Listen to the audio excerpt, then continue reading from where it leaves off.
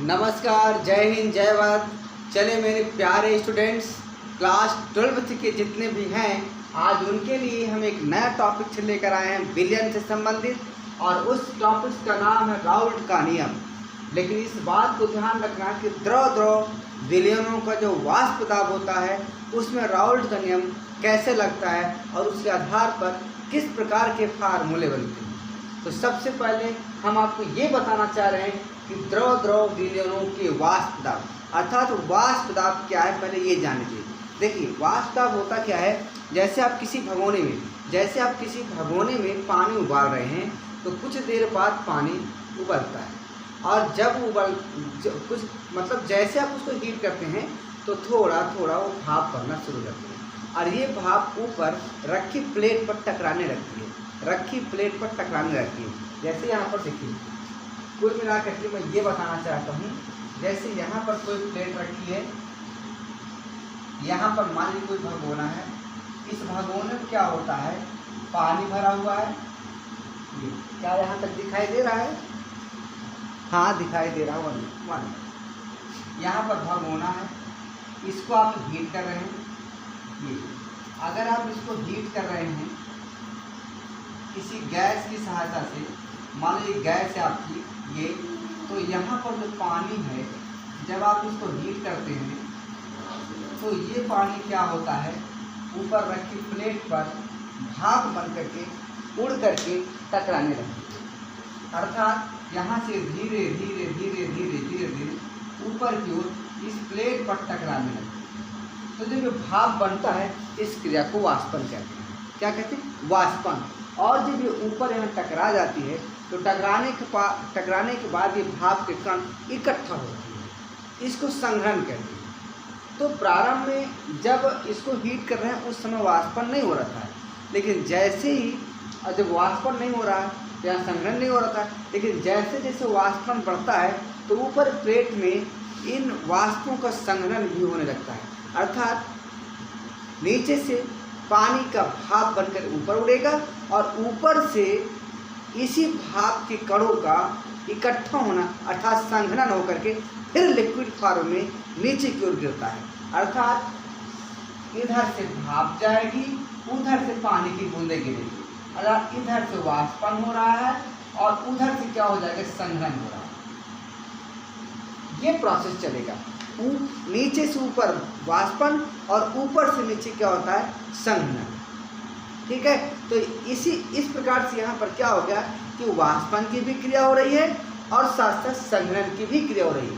ठीक है, तो एक समय ऐसा आता है कि जब वाष्पन की स्पीड और संघनन की स्पीड सेम हो जाती है।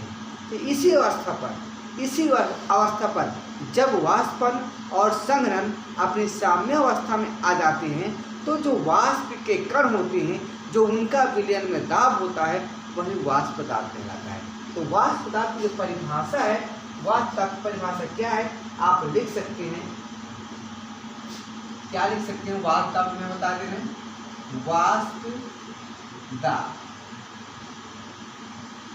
वाष्प दाब हम लिखे थे, इसको ध्यान से लिखना। ठीक है, वाष्पन और संघनन की, वाष्पन और संघनन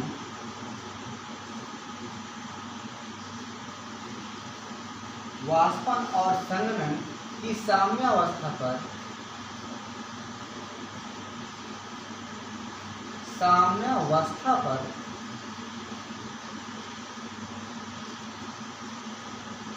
वाष्प कणों का दाब, वाष्प कणों का दाब ही वाष्प दाब कहलाता है। क्या कहलाता है? वाष्प दाब कहलाता है।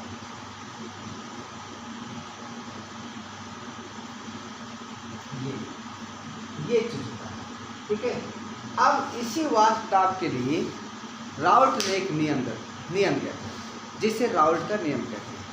तो राउल्ट ने क्या दिया था, मैं थोड़ा सा एक बार क्लियर कर लूँ, वीडियो स्पष्ट दिखाई दे रहा है या नहीं। Yes, 1 minute.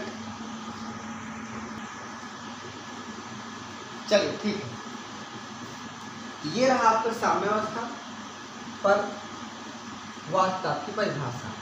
अब राउल्ट ने एक नियम दिया था, और राउल्ट के नियम क्या है देखिए, वेरी इंपॉर्टेंट है, यहाँ से ध्यान रखिएगा। राउल्ट का नियम, राउल्ट का नियम यहाँ से आपका शुरुआत है। राउल्ट का नियम, ठीक है, बिल्कुल यस, थोड़ी सी मिस, 1 मिनट, ठीक।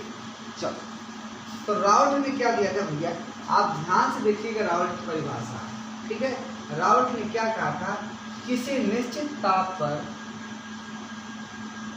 किसी निश्चित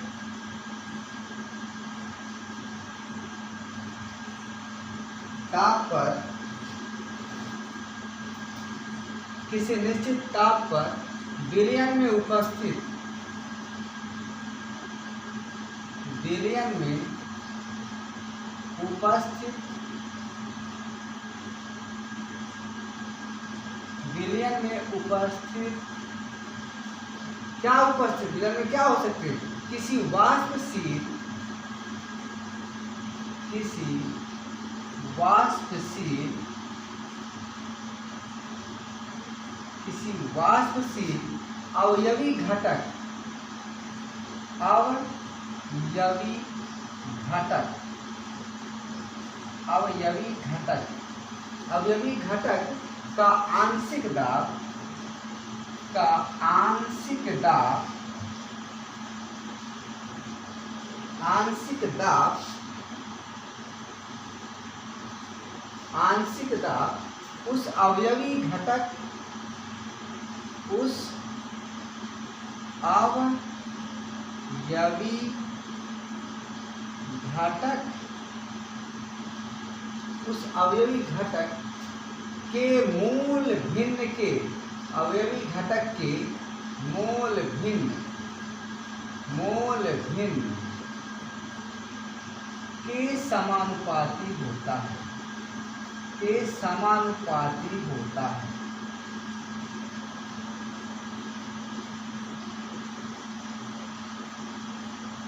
ये इसका हो गया परिभाषा।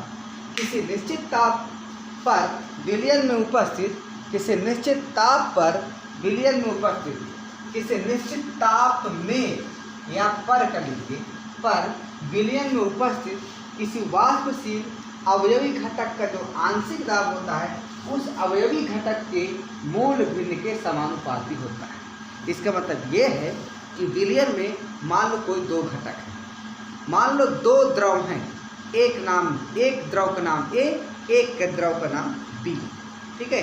तो यहाँ से हम क्या करेंगे, यहाँ से देख लीजिए, हम इसको बनाए दे रहे हैं। मान लीजिए यहाँ पर क्या मैं उधर फिगर बना सकता हूँ, देखिए यहाँ बिल्कुल 1 मिनट। चल, मान लो आपके पास दो गैस, एक पात्र है, मैं यहाँ लिख के ले रहा हूँ, यहाँ पर एक बर्तन है, ये इस बर्तन में दो गैसें हैं, दो लिक्विड है, सॉरी दो द्रव है, एक ये है आपका ये, और एक मैं और आपको दिखा रहा हूँ नीले पेन से, ये ठीक है। दो गैसें हैं इसमें, क्या है, दो गैसें, एक गैस का नाम है ए, एक गैस का नाम बी, दो गैसें हैं, ठीक है। तो होगा क्या, माना, क्या लिखिए, माना विलयन में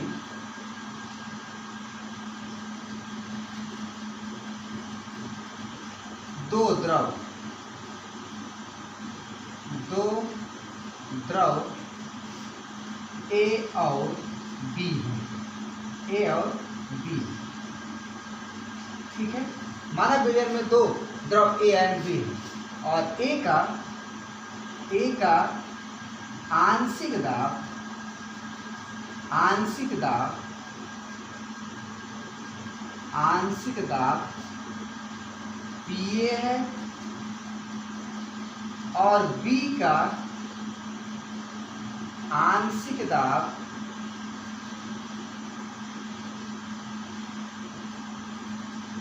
पी बी, ये दोनों हो गए। दो आपके विलयन में दो द्रव हैं, एक द्रव का नाम ए है, एक द्रव का नाम बी है। तो जो द्रव ए है इसका आंशिक दाब पी ए है और जो द्रव बी है उसका आंशिक दाब पी बी है। तो राउल्ट के अनुसार राउल्ट क्या कहते हैं, देखिए राउल्ट के अनुसार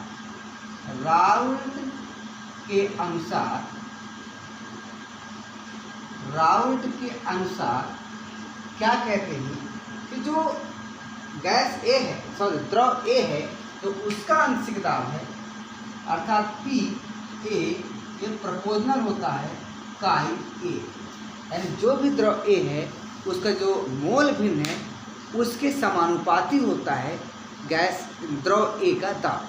ठीक है, इसी प्रकार इसको हम लिख सकते हैं, क्या लिख सकते हैं, पी ए बराबर यहाँ पी नॉट 0 ए एंड काई ए, ये हो गया समीकरण ए। ठीक है, इसी प्रकार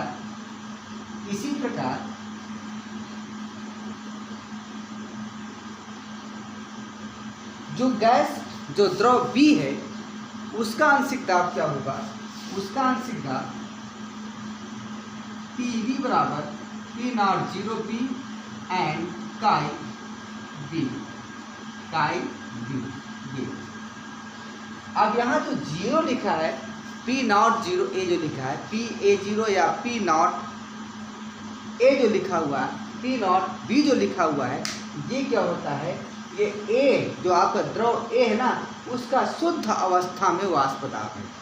यानी जब केवल द्रव ए है, बाकी कुछ भी द्रव नहीं मिलाया गया है, तो उसका जो प्रेशर होता है, जो उसका दाब होता है वो होता है पी नॉट ए।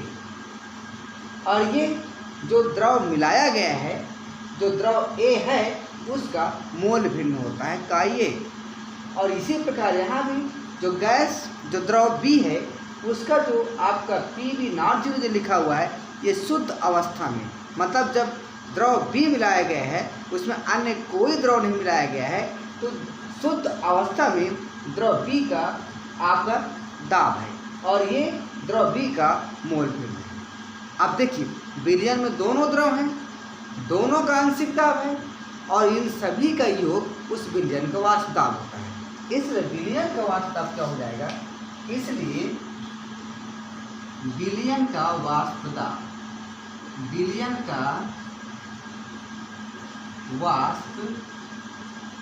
दाब बराबर क्या हो जाएगा, P बराबर P A plus P B. ठीक है, P A plus P B अर्थात P बराबर क्या हो जाएगा, देखिए नोट कर दीजिए, दोनों को लिख दीजिए, P not A fraction of A plus P naught B fraction of B. ये हो गया, ये रहा आपका राउल्ट का नियम। और उसके नियम से किसी विलयन का वाष्प दाब जब दो गैसें घुली होती हैं, नोट डाउन कीजिए, इसको स्क्रीनशॉट लीजिए फटाफट, क्योंकि मुझको आगे भी बताना है। ठीक है, अब देखिए आप जानते हैं, हो गया, इसको समीकरण हम 3 कर देते हैं। क्लियर, अब देखिए आपको पता है कि काई ए प्लस काई बी बराबर क्या होता है, एक, तो यहाँ से काई ए बराबर क्या हो जाएगा, 1 माइनस काई बी।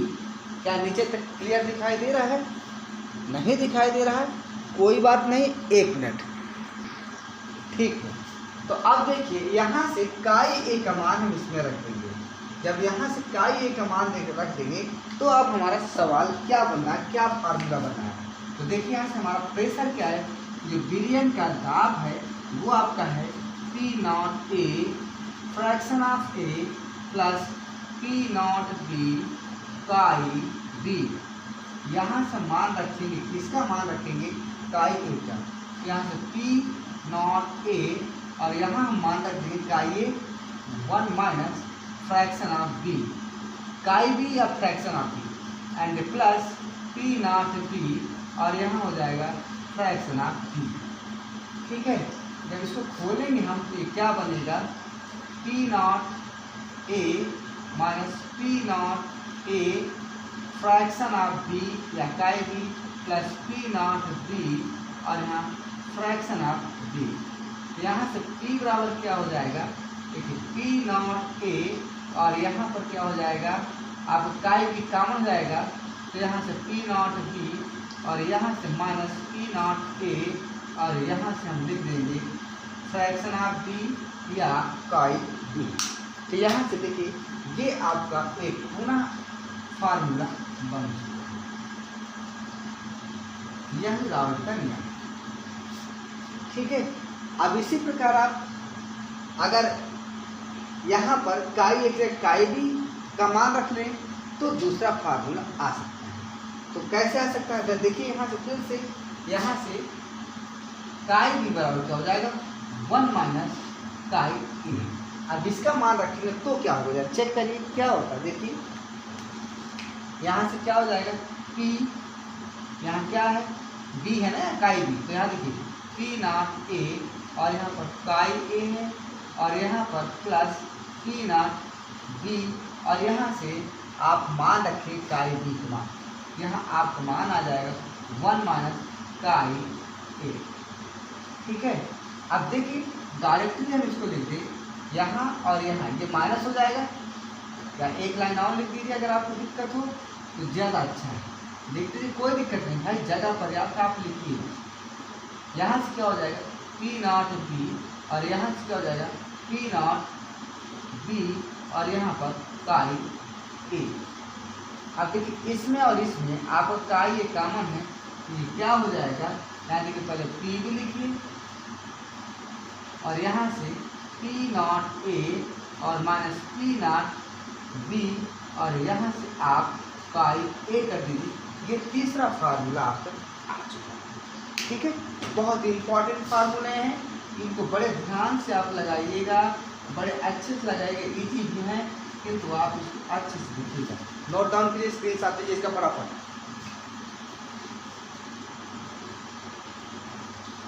अब एक चीज़ और हम आपको बताएंगे जो बहुत इंपॉर्टेंट है, ग्राफ, क्योंकि ग्राफ भी बनाने के लिए आता है तो ग्राफ के लिए आप लोग बिल्कुल रेडी हो जाए। ठीक है, क्या यहाँ आपको वीडियो अच्छे से दिखाई देगा? यस दिखाई देगा, नहीं दिखाई देगा तो समझा जाएगा। ठीक है, तो आइए देखते हैं। देखिए दो ग्राफ हम बनाते हैं, इसके लिए ग्राफ बनाते हैं, फटाफट देखिए।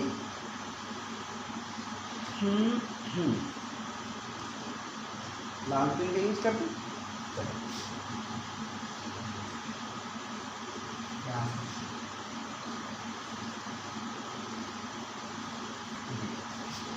क्या पूरी लाइन दिखाई दे रहा है? हाँ ठीक है, दिखाई दे रहा है, तमाम दिखाई दे रहा है। अब देखिए एक चीज़ आप जानिए, एक चीज़ आप जानिएगा, यहाँ पर हम क्या लिखेंगे, यहाँ पर हम लिखेंगे मोल भिन्न। क्या लिखेंगे? मोल भिन्न। और यहाँ पर लिखेंगे वाष्प दाब। क्या लिखेंगे? वाष्प दाब। ये बढ़ता क्रम इधर है और ये, ठीक है। अब देखिए क्या होगा तमाशा। अब होगा क्या, देखिए प्रारंभ में जब सिर्फ द्रव ए का मोल भिन्न, केवल द्रव है, तो यहाँ पर जब द्रव ए है तो उसका जो मोल होगा, मोल फ्रैक्शन होगा, मोल प्रभाव होगा, मैक्सिमम होगा, अर्थात काई ए बराबर 1। ठीक, काई ए बराबर 1 हो जाएगा, ध्यान रखिए। और जब काई ए बराबर 1 है, जब काई ए बराबर 1 है अर्थात द्रव ए का मोल प्रभाव मैक्सिमम है, तो उस समय इसका प्रेशर भी ज़्यादा होगा, गैस द्रव ए का आंशिक दाब भी ज़्यादा होगा। क्या होगा? आंशिक दाब भी ज़्यादा होगा शुद्ध अवस्था में, क्योंकि और तो कुछ मिलाया नहीं गया है, केवल द्रव ए है। तो उस समय इसका जो दाब है, मान लो मैक्सिमम यहाँ पर, मान लीजिए यहाँ पर, और इसका हम नाम दे देंगे, क्या नाम दे देंगे? इसको हम दे देंगे P0A। ठीक है। अब जैसे जैसे इसमें हम द्रव ए में कोई भी अन्य द्रव बी मिलाना शुरू कर देंगे, शुरू में देखिए कोई द्रव नहीं है अर्थात कोई मोल प्रभाव नहीं, लेकिन हम तो यहाँ बी और ए मान रहे हैं ना, तो यहाँ बी यहाँ पर 0 है, अर्थात जो द्रव ए है उसका मोल प्रभाव यहाँ पर 0। ठीक है, तो जैसे जैसे हम यहाँ मिलाना शुरू कर देंगे तो फिर जो द्रव ए है उसका वाष्प दाब कम होगा, क्योंकि अब उसमें मिलाने से वाष्प दाब घट जाता है। ठीक है, आप देखे होंगे ना, जैसे आप चाय बना रहे हैं, उबल रही चाय, लेकिन अगर उसमें थोड़ा चीनी डाल दे तो फिर दाब कम हो जाता है, अर्थात भटभटाना, जो प्लेट है ना उसका भटभटाना बंद हो जाता है। आप लोग देखे होंगे ना, घर में बनाए होंगे चाय, ना बनाए हो तो बना लेना, घर में जाकर देखिएगा। वहाँ पर जब आप खाली पानी डालते हैं तो उबलता रहता है खूब, भट भट भट भट भट, उसकी प्लेट करती है ऊपर, जो प्लेट आप बंद किए रहते, ढके रहते। लेकिन अगर उसमें चीनी डाल दें तो फिर वो भाप कम होती है, कम हो जाती है, बंद हो जाती है, अर्थात प्रेशर कम हो गया, इसलिए प्लेट का भटभटाना भी कम हो जाता है। तो जैसे इसको मिलाना शुरू कर देंगे तो कोई अन्य द्रव मिलाना शुरू कर दिए तो इस जो द्रव ए है इसका वाष्प दाब कम होता है, अर्थात वाष्प दाब कम होगा तो ये धीरे धीरे जो है आपकी ऐश जाएगी, इसका जो धीरे धीरे धीरे धीरे घटेगी, ये वाष्प दाब घटती चली जा रही है। क्या होती है? वाष्प दाब घटती चली जा रही है यहाँ से। ये या हम एक लाइन डायरेक्ट दे रहे हैं, ये ठीक है। अब इसको हम डॉट डॉट दिखा देते हैं तो अच्छा लगेगा।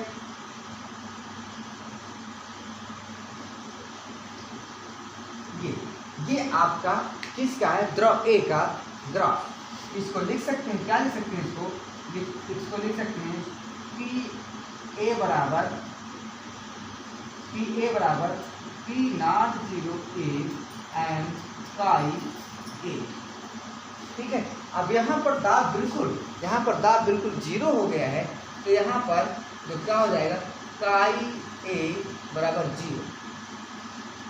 ये समझ में आया? क्या यहाँ वीडियो क्लियर दिखाई दे रहा है? क्या यहाँ वीडियो क्लियर दिखाई दे रहा है? मैं एक बार चेक कर लूँ। ठीक है, बिल्कुल सही।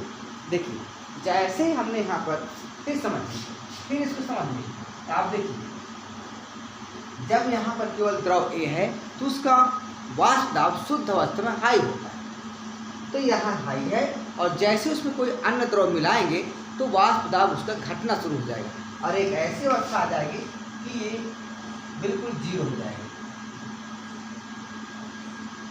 ये ठीक है, यहाँ पर वाष्प दाब बिल्कुल 0 हो गया, अर्थात यहाँ पर काई ए बराबर 0। और ये जो आपका है ग्राफ किसका है? ये है द्रव ए का। तो द्रव ए का जो वाष्प दाब है वो होता है, देखो यार, 1 मिनट भाई, पी ए बराबर P not A and fraction of A. अब जैसे यहाँ हम द्रव मिलाना शुरू कर देंगे कोई बी, तो उसका वाष्प दाब धीरे धीरे 0, आगे तो नहीं था, अभी 0 था यहाँ से, लेकिन जैसे मिलाना शुरू कर देंगे तो उसका वाष्प दाब बढ़ना शुरू हो जाएगा द्रव बी का, और धीरे धीरे जो ये बढ़ते बढ़ते बढ़ते बढ़ते ऐसे यहाँ पहुँच जाएगा ऐसे। ये जो ग्राफ बन रहा है ये आपका द्रव बी का है। किसका है? द्रव बी का है। तो हम लिख सकते हैं, इसको क्या लिख सकते हैं? पी बी बराबर पी नॉट बी और फ्रैक्शन ऑफ बी। ठीक है, अब ये आप ये दाब किसका है? P naught B. अब अगर विलयन का कोई वाष्प दाब पूछे, कि क्या है, तो इस लाइन को मिला दो, आप इस लाइन को मिला दो। ये जो आपका है यही आपका P है, अर्थात ये पी ए और पी बी को शो करता है। ये रहा ग्राफ। किसका ग्राफ है? द्रव विलयनों का वाष्प दाब। इसको आप यहाँ भी मिला सकते हैं, कोई प्रॉब्लम नहीं।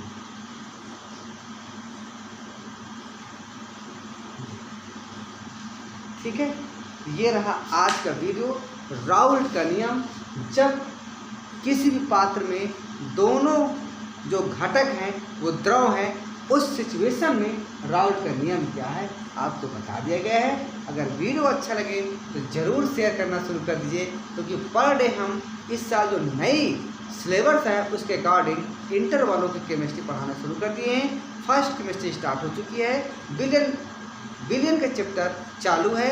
इसके बाद फिर धीरे धीरे सवाल करवाएंगे, फिर आगे चैप्टर खत्म करते चले जाएंगे। ठीक है। तो वीडियो अगर अच्छा लगा हो तो लाइक ज़रूर करिएगा, शेयर ज़रूर करिएगा और सब्सक्राइब तो कर ही लीजिए, क्योंकि जैसे हम वीडियो बनाएंगे सुबह 4 बजे, 5 बजे, 6 बजे तक में आपको वीडियो बिल्कुल फ्रेश मिलेगा और उसको आप देख सकते हैं। तो लाइक ज़रूर करिए, सब्सक्राइब जरूर करिएगा। जय हिंद, जय भारत।